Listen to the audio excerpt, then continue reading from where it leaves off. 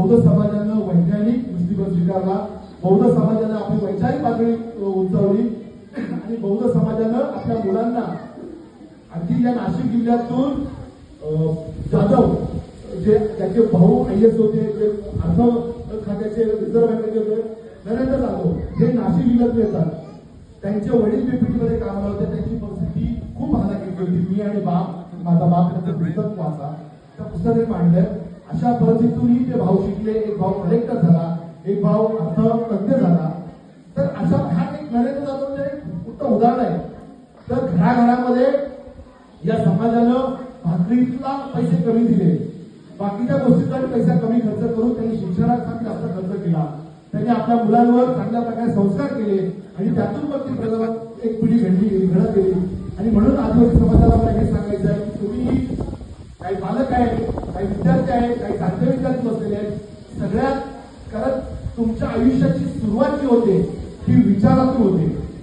कारण तुम्ही ज्याप्रमाणे विचार करता त्याप्रमाणे तुम्ही कृती करता, ज्याप्रमाणे तुम्ही कृती करता त्याप्रमाणे तुमची सवय निर्माण होते आणि ज्याप्रमाणे तुमची सवय निर्माण होते त्याप्रमाणे तुमचं एक माणूस म्हणून व्यक्तिमत्व घडत असतं.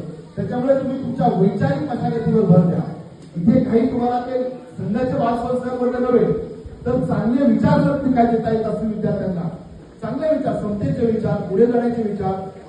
आता पुढच्या महिन्यामध्ये आम्ही मुंबईमध्ये फार मोठे AI वर वेबिनार घेतोय. त्याच्यामध्ये जवळपास 1000 विद्यार्थी असणार आहेत, ग्रॅज्युएट झाले असतील. तर अशा प्रकारचे सर साहेब विचार या विद्यार्थ्यांना आदर्श लोक देता येत असतील तर आपण आपल्या ग्रामपंचायतीच्या माध्यमातून ही प्रयत्न करावं. कारण माणसाच्या शरीराला ज्याप्रमाणे अन्नाची गरज आहे, भाकरीची गरज आहे, त्याप्रमाणे माणसाच्या बुद्धीला ही विचारांची गरज आहे. आणि ही जर तुम्ही गरज भागवली, विचार देणं हे सगळ्यात मोठं काम आहे. कारण भिकाऱ्याला भीक देण्यापेक्षा एखाद्या अपंगाला त्याच्या पायावर उभं करणं हे मोठं काम आहे. त्याप्रमाणे एखाद्या माणसाला विचार देऊन त्याला वैचारिक पातळी घडवणे सगळ्यात मोठं काम आहे. आणि हे काम आपण करणार नाही अशी एका कार्यक्रमाच्या निमित्तानं अपेक्षा व्यक्त करतो. मी आपला जास्त वेळ घेत नाहीये आणि पुन्हा एकदा आपल्याला या आदिवासी जागतिक आदिवासी दिनाच्या हार्दिक शुभेच्छा देतो. आम्ही आपल्याला आचार्य भूषजी ठाकरे साहेब यांच्या माध्यमातून छोटीशी शालेय उपयोगी वस्तूची मदत करत आहोत. त्याबद्दल आम्हाला काही खूप जास्त गर्व आहे. कारण आम्ही समजतो की तुम्ही सगळे तुम्हीही आमची जबाबदारी आहे आणि जबाबदारी आम्हाला ज्या पद्धतीनं पार पाडता येईल त्या पद्धतीने आम्ही पार पाडण्याचा प्रयत्न करू.